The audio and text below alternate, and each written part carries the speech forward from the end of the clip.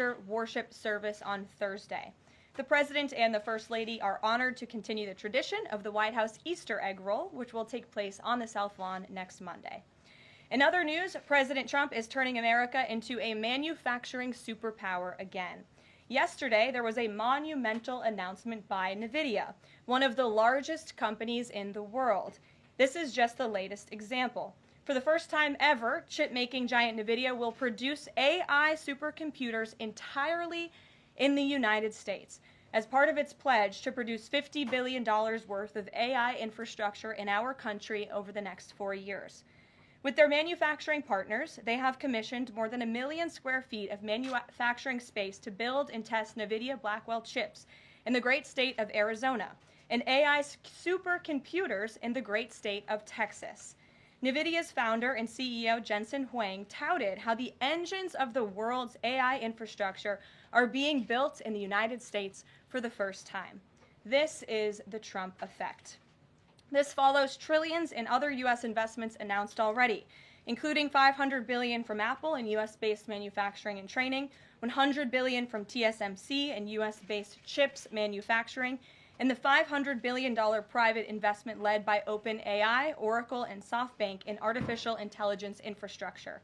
Under President Trump, we're going to produce the cars, the ships, the chips, the airplanes, minerals, and medicines that we need right here in America at the hands of American workers. On the border, President Trump continues to break records and protect our homeland.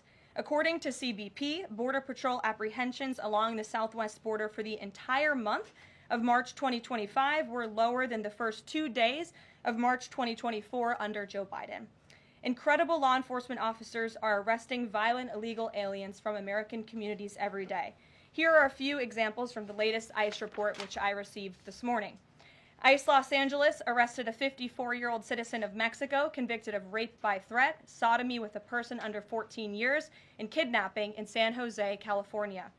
ICE Houston has arrested a 23-year-old citizen of Mexico convicted of predatory criminal sexual assault of a child in Cook County, Illinois. ICE Houston arrested a 64-year-old citizen of Honduras convicted of murder in Los Angeles County, California. ICE Chicago arrested a 49-year-old citizen of Guatemala convicted of assault and arson in Prince Williams, Virginia, not far from here. ICE Denver arrested a 36-year-old citizen of Mexico who is registered as a sex offender and has been convicted of sexual assault of a child in Lake County, Colorado. ICE Baltimore arrested a 50-year-old citizen of China convicted of sex trafficking in Bel Air, Maryland. And ICE Boston arrested a 46-year-old citizen of Jamaica convicted of 3 counts of rape of a child and 2 counts of indecent assault and battery of a child under 14 in Boston, Massachusetts. President Trump and our administration will not rest until every single violent illegal alien is removed from our country. The safety of the American people is too important to settle for anything less. On that note, the Democrat and media outrage over the deportation of Abrego Garcia, an MS-13 El Salvadorian illegal alien criminal who is hiding in Maryland, has been nothing short of despicable. Based on the sensationalism of many of the people in this room, you would think we deported a candidate for Father of the Year. That's because, unfortunately, many in this country care more about this quote-unquote Maryland father, a legal alien MS-13 gang member, than a Maryland mother and an American citizen who was brutally murdered at the hands of a different illegal alien. Of course, I am referring to Rachel Morin. And if you didn't see, yesterday, a Maryland jury found illegal alien Victor Antonio Martinez Hernandez guilty of murdering Rachel Morin in August of 2023. She was a 37-year-old mother of 5 who was jogging in an otherwise safe community northeast of Baltimore when this monster ambushed, strangled, and beat her to death before stuffing her brutalized body in a tunnel drain. The Morin family finally got justice yesterday, but they will never get Rachel back. Our hearts go out to Rachel's family, her 5 children, and her mother, Patty, who has suffered the unimaginable loss of her daughter. In case you missed it last week, President Trump signed a national security presidential memorandum directing federal agencies administering federal land on the border to make land available to the Defense Department in a new national defense area. This followed the president's Day 1 executive order committing his administration to marshal all available resources and authorities to stop the unprecedented flood of illegal aliens into our country and to obtain complete operational control of the borders of the United States of America. Once again, the president is fulfilling another key promise. This new national defense area spans more than 170 miles across our border in New Mexico. But in the coming weeks, this administration will add more than 90 miles in the state of Texas. This national defense area will enhance our ability to detect, interdict, and prosecute the illegal aliens, criminal gangs, and terrorists who were able to invade our country without consequence for the past 4 years under the Biden administration. It will also bolster our defenses against fentanyl and other dangerous narcotics that have been poisoning our communities. With all of this work being done to make America great again, we continue to see a positive response from the American public. A brand new poll published from the Daily Mail and JL Partners this morning found that President Trump's approval rating is at an all-time high. That's because the president is working tirelessly to keep his promises to the American people, as I just saw him doing today in the Oval Office. We have a reporter in our new media seat today, Matthew Foldy. I like your boots, Matt, who is the editor-in-chief of the Washington Reporter. Washington Reporter is a new, fast-growing outlet that breaks stories about legislation and interviews leaders in Congress and across the administration. The publication's readership includes the highest levels of business and government. And with that, please kick us off, Matt. And we've interviewed you as well. So Karoline, thanks so much for having me here on behalf of our readership and the millions of Americans who I think appreciate what you're doing with the new media seat here and making this a more accessible briefing room. I'm curious with Harvard, we saw the Trump administration today announced it's cutting around $2 billion, or freezing $2 billion in funds to Harvard because the campus has serious problems with violence and with anti-Semitism. We saw President Obama, former President Obama, side with Harvard, which rejected the Trump administration's demands. I'm curious, where does the administration see this going with Harvard and with other colleges and universities in America that are refusing to reform in wake of the sort of craziness that we've seen take over some of them? Thank you, Matt, for being here, and thanks for the question. When it comes to Harvard, the president's position on this is grounded in common sense, in the basic principle that Jewish American students, or students of any faith, should not be illegally harassed and targeted on our nation's college campuses.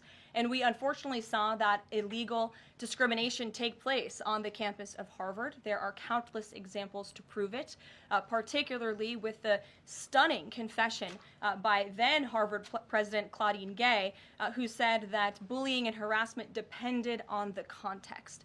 The president at that time made it clear to the American public he was not going to tolerate illegal harassment and anti-Semitism taking place in violations of federal law. So the president made it clear to Harvard, follow federal law, no longer break Title VI, which was passed by Congress to ensure no student can be discriminated against on the basis of race, and you will receive federal funding. Unfortunately, Harvard has not taken the president or the administration's demands seriously. All the president is asking, don't break federal law, and then you can have your federal funding. I think the president is also begging a good question.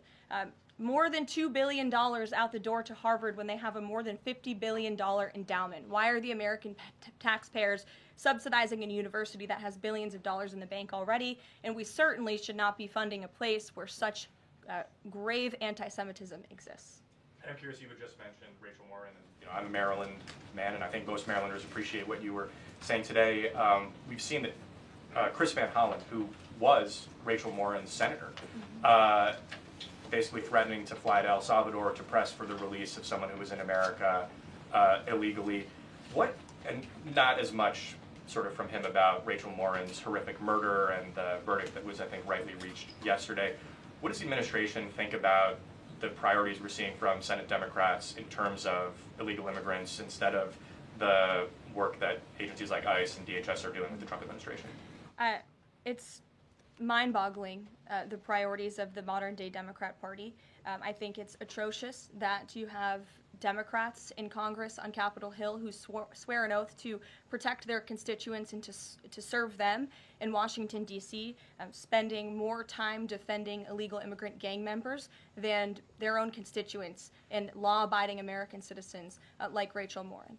And I saw the president personally on the campaign trail, and I continue to see him in his role as president of the United States put American families first, reach out to the victims, the families of victims at the hands of illegal immigrant crime. And frankly, the actions and the words of the Democrat Party prove they could not care less about the American public. And maybe if they did, they'd see a bit higher approval ratings right now. Thanks for being here with us today. Peter. Thank you, Karoline.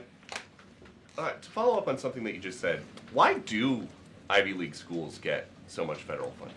It's a very good question, and it's a question the president has obviously raised in his discussions and negotiations with not just Harvard, but also Columbia and many other Ivy League institutions. We have the Anti-Semitism Task Force, which the president promised and delivered on. The Anti-Semitism Task Force is across the government, representatives from various federal agencies who meet on a weekly basis to discuss the question that you just raised. And I think a lot of Americans are wondering why their tax dollars are going to these universities when they are not only indoctrinating our nation's students, but also allowing such egregious illegal behavior to occur.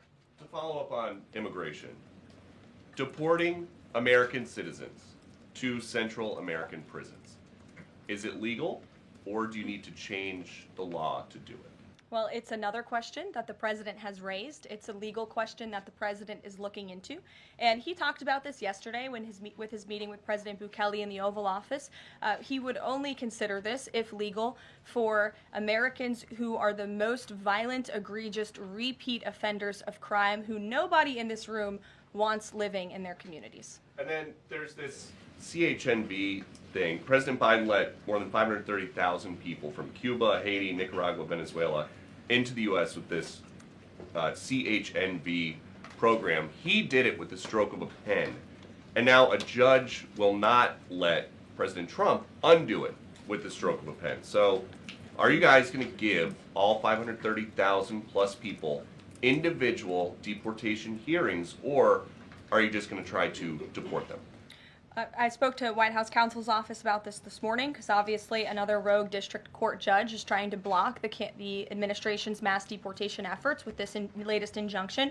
We will fight this in the court of law, and we will ensure that every individual who illegally entered our country and was really taken advantage of by the previous administration because they abused the parole system in this country to fast track legal status, as they said, for these illegal immigrants. And they completely abused our legal system. Many of these paroled individuals were then given temporary protective status, which the intention of that TPS was only supposed to be used in times of war or storm or destruction in the home countries of these migrants. It was completely abused. These migrants came here for economic reasons, and they illegally entered our country, and the president is not going to tolerate that. And so we will continue to focus on deporting as many individuals as we can. Jennifer. One on tariffs and one on Russia. Can you give us any sort of an update on which deals are in hand or are close? Which countries are reaching a deal on tariffs? And then on Russia, can you give us an update on what the agreement was with Russia? The president yesterday said that he thinks we'll be seeing some very good deals very soon. Can you talk a little bit about what Russia agreed to? Sure.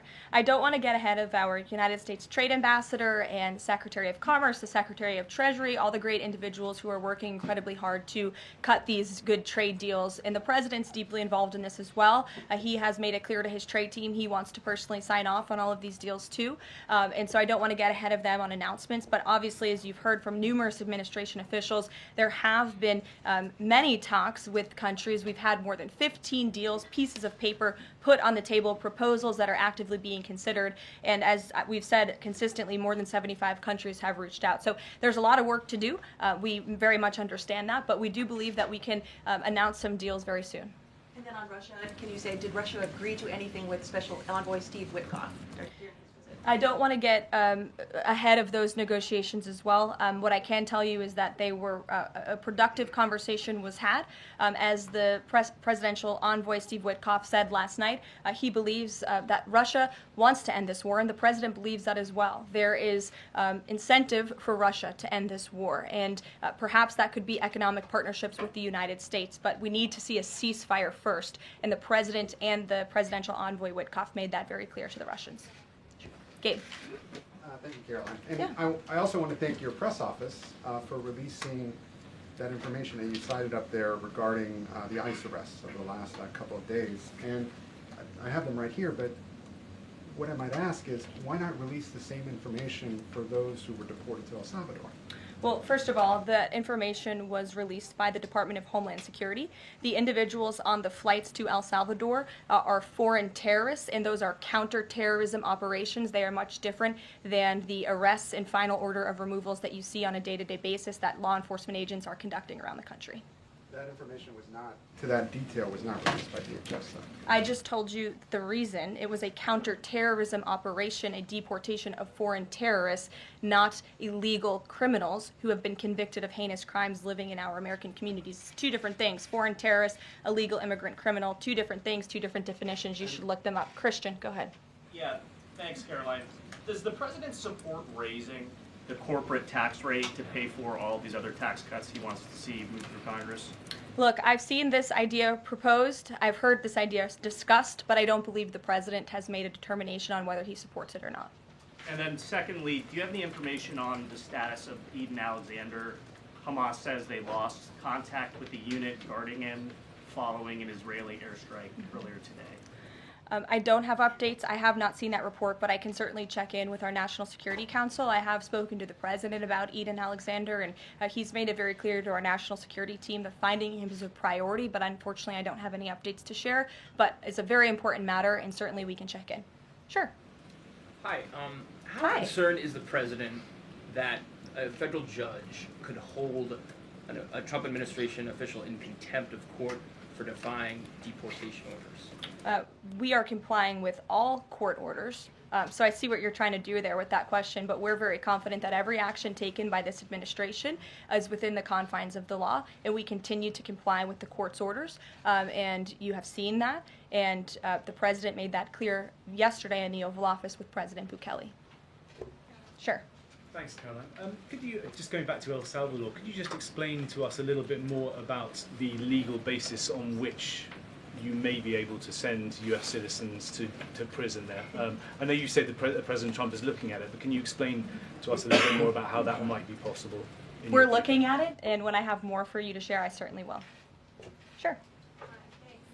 Still going off the El Salvador questions, yesterday in the Oval Office, administration officials made it very clear that El Salvador is responsible for Mr. Abrego Garcia, yet El Salvador's president said we're not going to do anything with him. So my question is, who is responsible for this man and where he's going to end up? Well, no. First of all, President Bukele said that he is not going to smuggle a foreign terrorist back into the United States of America, as many in this room in the Democrat Party seemingly want him to do. Abrego Garcia was a foreign terrorist. He is an MS-13 gang member. He was engaged in human trafficking. He illegally came into our country. And so deporting him back to El Salvador was always going to be the end result. There is never going to be a world in which this is an individual who's going to live a peaceful life in Maryland, because he is a foreign terrorist and a MS-13 gang member. Not only have we confirmed that, President Bukele yesterday in the Oval Office confirmed that as well. So he went back to his home country, where he will face consequences for his gang affiliation and his engagement in human trafficking. I'm not sure what is so difficult about this for everyone in the media to understand, and it's appalling, truly appalling, that there has been so much time covering this alleged human trafficker and this gang member, MS-13 gang member. It's truly striking to me. Karen. Thanks, Caroline. The president was posting on Truth Social today about helping American farmers. And last week in his cabinet meeting, he was talking about a plan to work with farmers to retain workers who are in the U.S. illegally, provided that they leave and then come back through what he said would be a legal process. Can you give details on what that would look like, how many workers he's talking about, how long a plan like that would take to implement, and the timeline for more details on getting this actually to implementation? I can check in with our immigration and our policy team and get you some more details on that, Karen. And is he Or is this something he wants to roll out soon? I mean, he was talking back and forth with Secretary Rollins as Right. if this is kind of imminent that he wants to do this. Yeah, look, the president is in constant communication with all of his cabinet secretaries, particularly Secretary Rollins, who has the backs of American farmers and ranchers. It's something that he spoke about with her in the front of all the cameras in the cabinet room, but I'll check in with not only our immigration team, but also with USDA, and we'll get you an answer. Jonathan. Hi, Caroline. Hi, it's good to see you in here. You too. The president has long said that it would be an abuse of power for a president to direct prosecutors to investigate him. Last week, President Trump explicitly directed the Justice Department to scrutinize Chris Krebs to see if it can find any evidence of criminal wrongdoing. How is that not an abuse of power to direct the Justice Department to look into an individual, a named individual? Look, the president signed that executive order. It's the position of the president in this White House that it's well within his authority to do it. Otherwise, he wouldn't have signed it. And he signed it, and that's his policy. Jeff, how you doing? Fine, thanks, Caroline. A follow-up on Harvard. The president floated on Truth Social, I believe, the possibility of removing tax-exempt status. How serious is that threat, and are there other universities he's considering? And then a follow-up question on foreign policy. Can you give us an update on what the president hopes to come from the next round of talks with Iran? Sure. First, when it comes to Harvard, as I said, the president has been quite clear they must follow federal law. He also wants to see Harvard apologize, and Harvard should apologize for the egregious anti-Semitism that took place on their college campus against Jewish American students. There were professors who said that he had engaged in discriminatory behavior against Jewish students. Of course, you had the former president of the university saying bullying and harassment depends on the context. You also had an encampment on Harvard Yard that we all saw play out before the cameras. The university failed to impose formal discipline on any students for this anti-Semitic conduct violations, including the occupation of a campus building and the disruption of classes with bullhorns. The president believes Harvard should apologize to its Jewish American students for allowing such egregious behavior. As for the tax-exempt status, I would defer you to the IRS for any updates. I do want to answer your question on Iran, of course. The maximum pressure campaign on Iran continues, but as you know, the president has made it clear he wants to see dialogue and discussion with Iran while making his directive about Iran never being able to obtain a nuclear weapon quite clear. And the president spoke to the Sultan of Oman today, who helped facilitate these talks. I have a readout for all of you. He held a call with the Sultan of Oman today, and he thanked him for hosting the first direct meeting between the United States and Iran and emphasized the need for Iran to end its nuclear program through negotiations. The two leaders also discussed the United States' ongoing operations against the Houthis and emphasized that the Houthis will pay a severe price until they end their attacks on maritime traffic in the Red Sea.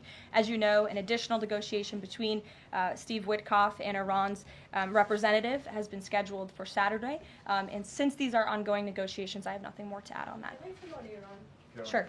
Oh, thank you, Caroline. When you said that the president said that Iran will never have nuclear weapon, is the focus on dismantling the entire nuclear program, or it just restricting enriched uranium or the missile program? The president does not want to see Iran have a nuclear program. He does not want Iran to obtain a nuclear weapon. He's been very clear about this. Shelby. Shelby, you have a seat today. I know, stole it. Glad to see it. Two quick ones on TikTok. First, is the president expecting to extend the TikTok ban that's now June 19th if China doesn't come to the table in time?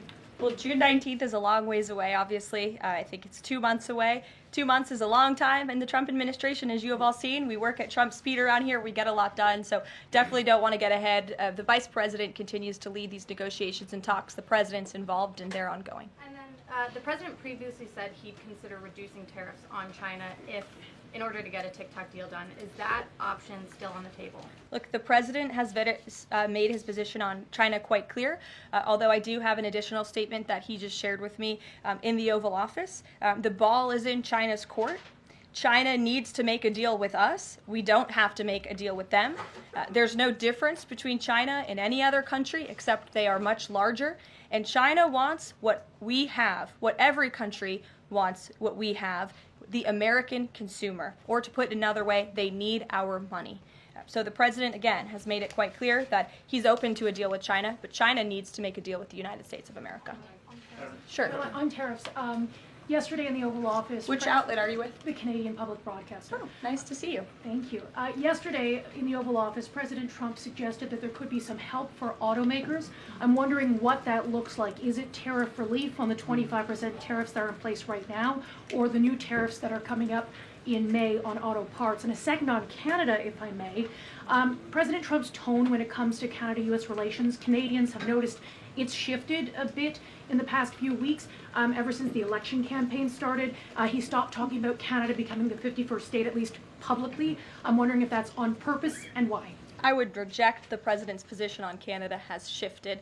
Perhaps he just hasn't been asked about Canada by questions from this group in the Oval Office, but they see him almost every day. But the president still maintains his position on Canada. The United States has been subsidizing Canada's national defense, and he believes that Canadians would benefit greatly from becoming the 51st state of the United States of America. As for autos and auto parts, I don't have anything to read out for you there, but I think the point the president was making is flexibility, and he has flexibility when it comes to negotiations and talks, but ultimately his goal in his fair trade deals that he is pursuing with many countries around the world is to put the American worker first. And we had automakers and auto workers here at the White House on Liberation Day who believe in this president and his negotiating ability to put them first and to bring those jobs back to the United States of America. And the president's been very clear about that in his conversations with the automakers as well. Deanna, go ahead. Thanks, Caroline. One on Ukraine and one on China. On Ukraine, this past weekend, Zelensky offered an invitation to President Trump, extending an offer for him to visit Ukraine. Just wondering if there's any update on that. Has Trump seen that offer and what he's thinking about? I don't know. Actually, I haven't talked to the president about that, or if he saw Zelensky's offer. I'm sure he did. I haven't spoken to him about it. I can ask him what he thinks. I certainly don't have any plans to share on a potential trip to Ukraine, though. And then on China, this last week, Chinese officials were posting videos on, social media sites depicting a Trump, J.D. Vance, Elon Musk in AI-generated videos working in factories, putting together Nike shoes and iPhones and products like that. Does the White House, have they seen these videos? Do you guys have a response to that? I have seen the videos. I'm not sure who made the videos or if we can verify the authenticity, but whoever made it clearly does not see the potential of the American worker, the American workforce. The president believes in the American people, and he knows that we have the best not only consumer base in the world, but also the best workforce in the world, and that's why he's so focused on bringing investments home and shoring up our critical supply chains and bolstering our manufacturing here as well. Brett. Thanks, Caroline. Would the president support a ban on members of Congress trading stocks? I'm certain that's something the president would be interested in looking at, and I can ask him if he would support such a bill. Sure. Yes. I have a question about the president's post from this morning on farmers. He asked farmers to be patient and just hold on. But a lot of farmers that I've talked to in the last week or so have said, they're in the middle of spring planting season, and that a trade war makes everything sort of up in the air. What would his message to them be? And also, is there anything specifically planned to provide relief like in President Trump's last term? Yes, well, relief is being considered. The Secretary of Agriculture, I know, has spoken to the president about that, and again, it's being considered. And as for the president's message to the farmers, he put it out himself. He could speak for himself much better than I can speak for him, and so I would just direct you to the statement he had telling the farmers again and reiterating his support for them and that he has their backs, which he certainly does. Kelly, in the back. Thanks, Caroline. 2 questions. The first one, a Georgia man was just arrested over alleged threats to kill Director of National Intelligence Tulsi Gabbard. Reportedly, there is now increased security around the FBI Deputy Director. Can you talk about the level of threats against various administration officials, and then a second one on Biden? I'm sorry to hear that. I had not seen that report. It's very unfortunately, and obviously the White House, the president, and the entire administration condemn any threats of violence against any administration officials or public officials on both sides of the aisle here in Washington, D.C. It shouldn't be tolerated, and we commend the local law enforcement agencies for arresting this individual. Former President Biden, he's set to deliver his first major speech since leaving office tonight. He plans to talk about what I'm told will be Social Security under the current administration, closing of offices, longer wait times, harder for seniors and people with disabilities to access earned benefits is what Democrats have been saying today. I wanted to get the president's response, or if he plans to respond to this, and comments on what Democrats are calling cuts to Social Security. My first reaction when seeing former President Biden was speaking tonight was, I'm shocked that he is speaking at nighttime. I thought his bedtime was much earlier than his speech tonight. I understand the topic of his speech will be Social Security. Let me make it very clear ahead of former President Biden's remarks. President Trump, is absolutely certain about protecting Social Security benefits for law-abiding, tax-paying American citizens and seniors who have paid into this program. He will always protect that program. He campaigned on it, he protected it in his first term, and he's back again to continue protecting it. On the topic of Social Security, I have some news before I let you all go. Later this afternoon, the president will be signing a presidential memorandum aimed at stopping illegal aliens and other ineligible people from obtaining Social Security Act benefits. The memorandum will direct the administration to ensure ineligible aliens are not receiving funds from the Social Security Act programs. It will expand the Social Security Administration's fraud prosecutor program to at least 50 U.S. attorney offices and establishes a Medicare and Medicaid fraud prosecution program in 15 U.S. attorney offices. The memorandum will also require the Social Security Administration Inspector General to investigate earning reports for individuals aged 100 or older with mismatched Social Security records to combat identity theft. And the memorandum will direct the Social Security Administration to consider whether to reinstate the use of civil monetary penalties against individuals who engage in Social Security fraud, an effort that has been paused for several years. These taxpayer-funded benefits should be only for eligible taxpayers. And President Biden should think about what he did in his last term, which is allow tens of millions of illegal people into our country, many of whom were fraudulently receiving these benefits. So you'll hear from the president on that later, and we will see you later in the East Room. Bye, guys. Thanks, Caroline.